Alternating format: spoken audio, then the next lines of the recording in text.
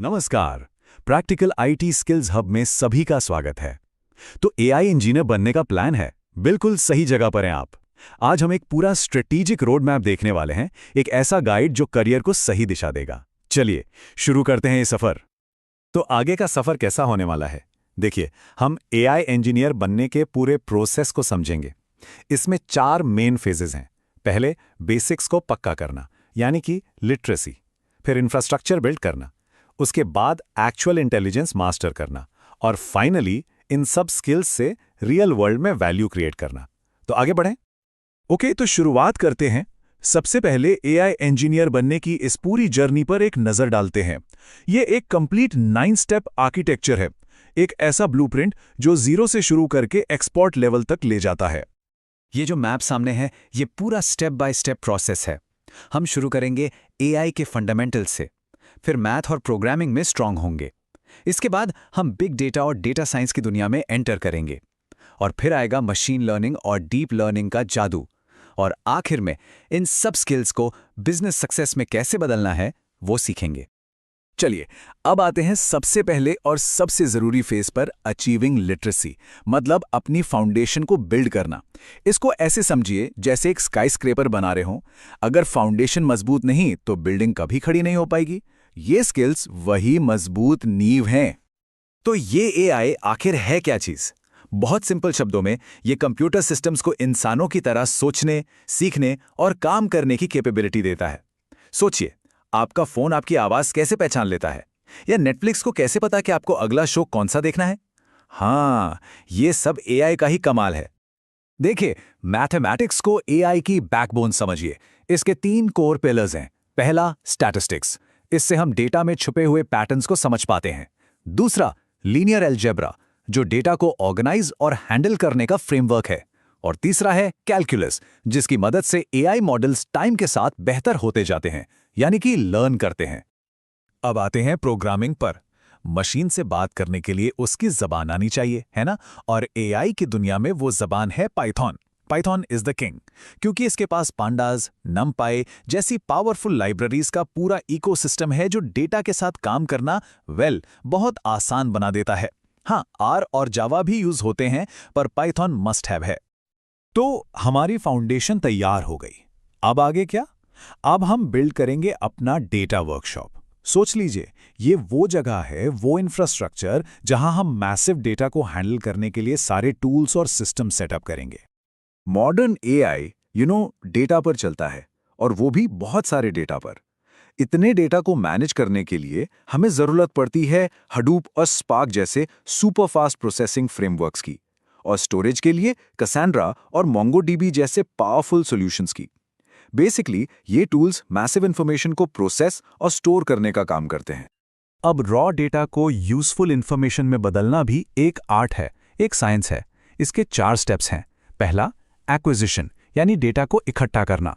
दूसरा, प्रिपरेशन, जिसमें हम डेटा को साफ सुथरा करते हैं, स्ट्रक्चर करते हैं। तीसरा, डेटा एनालिसिस, मतलब उसमें पैटर्न्स ढूंढना। और आखिर में डेटा मैनिपुलेशन, जिसे फीचर इंजीनियरिंग भी कहते हैं। यहां हम डेटा को ऐसे शेप देते हैं कि एआई मॉडल उसे आसानी से समझ सके, बिल्कुल एक शेफ की तरह जो डिश बनाने से पहले सारी सब्जियां काट के तैयार करता है। ओके, तो अब हम आ गए हैं फेज 3 में, मास्टरिंग इंटेलिजेंस। ये इस पूरे सफर का कोर है, इसका दिल। यहां पर हम असल में एआई को सोचना और सीखना सिखाएंगे। This is where the magic happens. Machine learning के 3 मेन पैराडाइम्स हैं। सुपरवाइज लर्निंग, जहां हम मॉडल को लेबल्ड डेटा देकर ट्रेन करते हैं, जैसे एक टीचर बच्चे को एग्जाम्पल्स देकर सिखाता है। फिर है अनसुपरवाइज लर्निंग, जहां मॉडल को रॉ डेटा दे दिया जाता है और वो खुद उसमें से हिडन पैटर्न्स निकालता है। और तीसरा, रीइंफोर्समेंट लर्निंग, यहां मॉडल ट्रायल एंड एरर से सीखता है। सही काम पे रिवॉर्ड मिलता है, गलत पर पेनल्टी।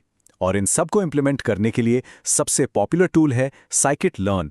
ये मशीन लर्निंग के लिए एक स्विस आर्मी नाइफ की तरह है, सब कुछ है इसमें। यहां देखिए, ट्रेडिशनल मशीन लर्निंग और डीप लर्निंग के बीच का फर्क कितना बड़ा है। ये ऐसा है जैसे एक सिंपल कैलकुलेटर से सीधे एक सुपर कंप्यूटर पर जंप करना। हम सिंपल मॉडल से आगे बढ़कर अब कॉम्प्लेक्स न्यूरल नेटवर्क्स की बात कर रहे हैं, जो काफी हद तक इंसानी दिमाग जैसे काम करते हैं। It's a huge leap in capability.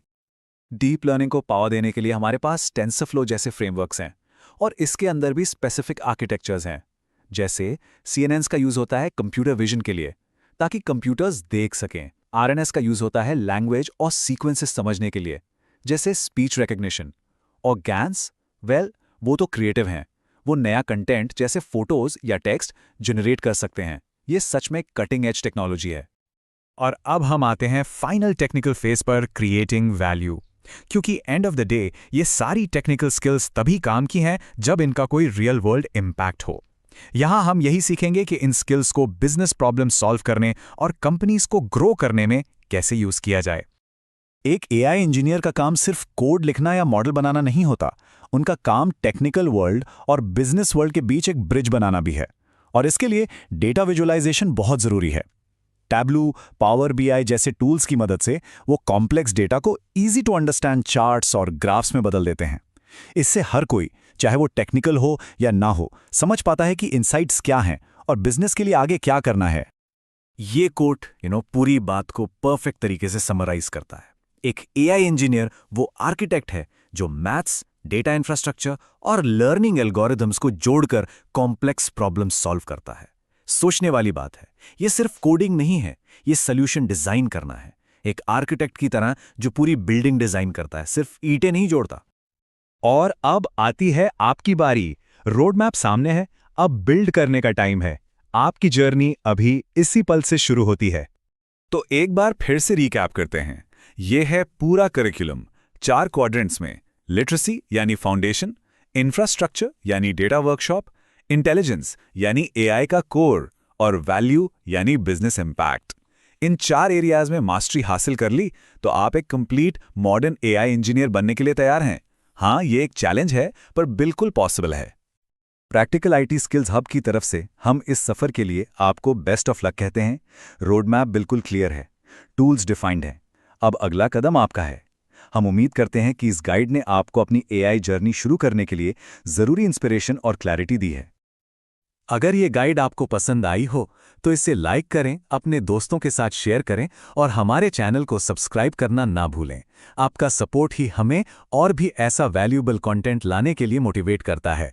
हमारे साथ जुड़ने के लिए बहुत बहुत शुक्रिया।